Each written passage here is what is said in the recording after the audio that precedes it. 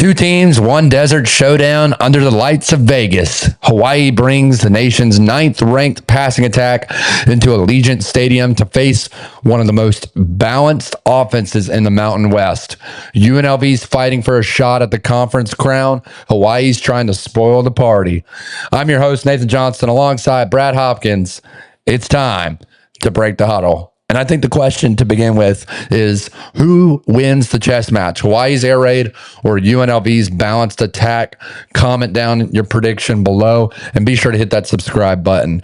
Brad, setting the stage for this game. This is a massive game for both teams. Obviously, UNLV trying to get to the Mountain West Conference Championship game. This is a Friday night kickoff, late, 10:30 p.m. Eastern time. Me and Jake will be on the call, boots on the ground, in Break the Huddle studio for our Friday night Break the Huddle after dark. Being in Vegas, this is a long road trip for Hawaii, but Hawaii's played very, very well. 4-1 in their last 5, including a 38-6 demolition of San Diego State at home in Hawaii. Ross and I called that game a few weeks ago, and we got obliterated in the comments. And I just want to say, we were dead wrong. We hyped up San Diego State so much. And of course, San Diego State's played well. So we thought going into that one that they would play pretty good, but maybe they were focused on some beach waves and some sun. I don't know. But either way, give credit where credit's due to Hawaii.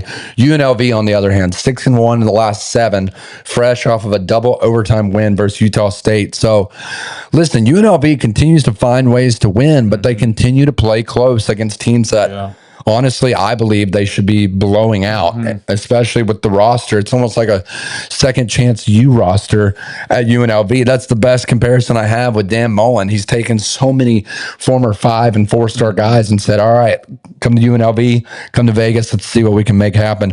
Brad, Hawaii's been red hot since mid-October, 4-1. How much confidence do you think a dominant win like San Diego State gives them heading into this Vegas game? Yeah, I mean, they are a team that's red hot right now. And Nate, I know me and you talked earlier in the season. I think Hawaii really caught our eye after week 0 when they beat Stanford, and they've done nothing but get better, improve. Timmy Chang, their head coach, who is coaching at his alma mater, of course, he's done a great job. They run, this high flying, air raid offense, and they're doing tremendous job. And, we were just looking at the standings pre-show. They're technically not out of the conference championship race themselves, so they got to be playing with a lot of confidence. This is going to be a fun showdown. Man, I wish I was in Vegas this weekend because we got this one Friday night. And if you've watched Break the Huddle, I'm a huge Formula One fan. The Formula One race is in Vegas this weekend, so there you go. Vegas is going to be happening. But big showdown. I think you brought up a good point. UNLV's having a great season at 8-2, but they've had a lot of close wins, and this is a dangerous Hawaii team coming in. It is truly it's a style matchup, like you said. It's UNLV wants to run the football, control the clock. Hawaii wants to get their high-powered air offense going. So it's gonna be a fun game Friday night. Let's talk about these two offenses, Brad. Obviously, you got UNLV's ability to, like you said, throw the ball down the field. They've got a good run game. Let's talk about some of these guys. UNLV, 459 yards per game, ranked 17th in FBS, scoring 36 points per game as well. They played efficient football.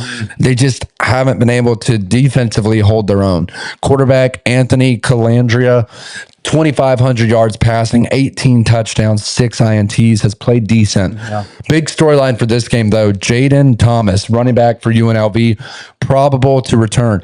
This is their leading rusher, Brad, and he's been out for a while now.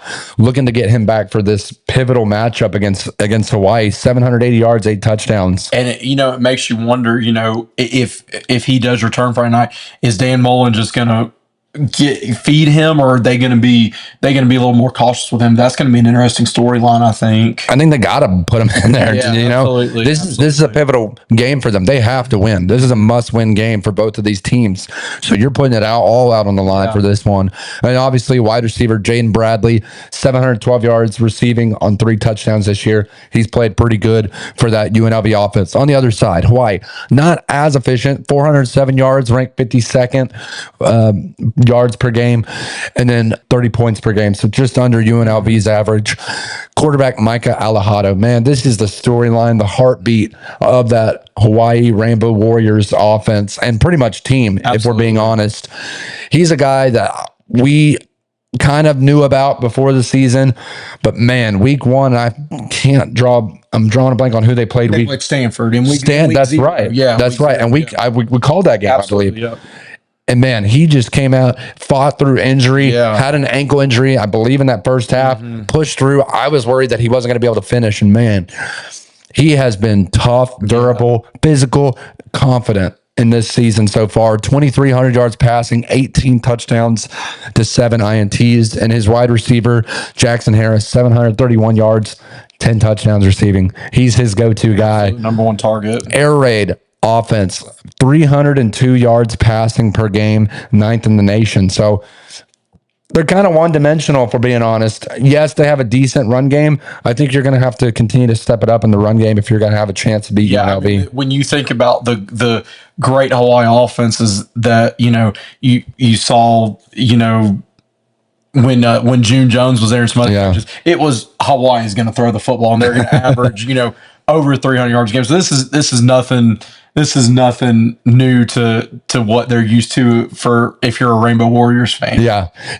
Brad, the question I got for you in this quarterback duo, or duel, I should say, which quarterback has the bigger night?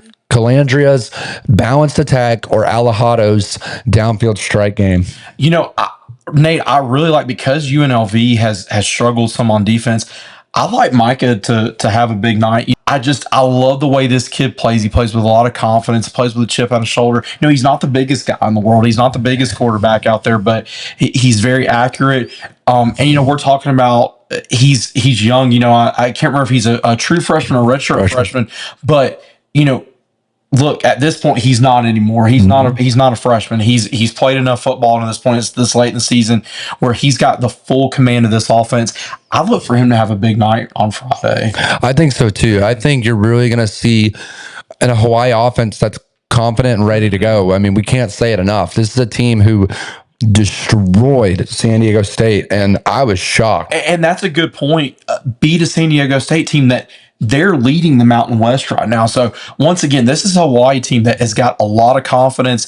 They're 7-3. This is their best season in a few years. So they're dangerous right now. They're on the hunt. I know we talk about this with teams like Georgia. When you start playing your best football in November, look out. Things come together. That's exactly right. Look out for this Hawaii offense. Speaking of Hawaii's offense, let's talk about the red zone offense versus UNLV's red zone defense. Right now, Hawaii ranks 3rd nationally, scoring 97% of the time. UNLV allows scores on 80% of red zone trips, ranked 99th. And the big question to me is, can Hawaii's offense get down there? I think they can. And I thought Jake brought up a great point. Shout out Jake, the weatherman, part of Break The Huddle After Dark. He said, you don't need good red zone efficiency on offense if you're hitting the deep shots down the field. A lot of offenses don't need the red zone because they're throwing it 30 plus yards down the field and they're scoring. So curious to see how that one plays out. Yeah. Turnovers and discipline. UNLV +7 turnover margin, ranked 19th nationally. Hawaii -4 margin, but improved ball security lately. They've started to improve on that. That's really important. UNLV commits 64.5 penalty yards per game. Could be costly in a tight one. We've seen it happen time and time again. So we were both at the Georgia-Texas game. Texas, costly penalties. Discipline and special teams and everything else. It matters. And in these games, when it's a close spread, UNLV 3.5, -3.5 right now, you got to play disciplined football, because one mistake and it's over. That's right. Time of possession, right? Let's talk about time of possession battle. Hawaii ranked 10th right now. They love methodical drives down the field. They're going to try to keep your offense off the field as much as possible, and that defense gets a lot of rest. That plays a key factor into these games as well. 32 minutes per game, almost 33 minutes per game when you look at it technically. They play very, very efficient football. UNLV must force quick possessions to keep the ball in Calandria's hands. They gotta get pressure on him. They gotta force him to make throws that he's uncomfortable with, because it could come up to cost him. Brad, which hidden stat do you think decides this game? Turnovers, penalties, red zone execution, or maybe even special teams? I think, especially talking about UNLV's defense, I think if they are able to get Hawaii behind the chains and they're able to force a couple of turnovers, I think that's going to go a long way. If they can play with the lead, get that good running game going and shorten this game, that's going to be really, really valuable to me. I agree. Yeah, this is a big opportunity for both of these offenses to execute, and just as big for these defenses to come up strong. You know, as much as we talk about the offenses, college football, people love the offense. You don't really see many people say, oh man, I really hope this is a 10-7 game, right? They want to see like a 45-42 shootout. And the reality is that just doesn't happen sometimes. Sometimes you get lucky. It's a great overtime game. Sometimes, like we saw this past week, it's just doesn't really pan out to be anything. It's just a low scoring game. So let's talk about the X factors. X factor for UNLV has got to be Jaden Thomas. We talked about it. He's probable for this game after missing a few. UNLV can keep Alejado watching from the sidelines, stands. Same thing, right? If you're not on field, you're on the sideline. But this is important, Brad, and you talked about it, right? Can UNLV, who's going to have the better run attack in this one, I think, is the biggest X factor. And then Hawaii's X factor, Jackson Harris, 10 touchdowns on the year receiving, explosive red zone presence, could beat UNLV's 121st ranked passing defense, which is just awful. Brad, love to get your take on that. Yeah.